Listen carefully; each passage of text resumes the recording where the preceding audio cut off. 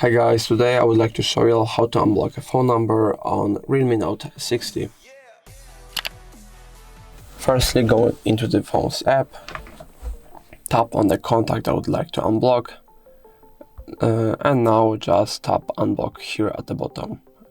So as you can see, the Bobby Singer is blocked, and to unblock him just simply tap on unblock numbers.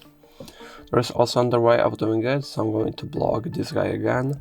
Now, go back to contacts, and while you're in contacts, tap on the three dots in the top right corner and go into settings.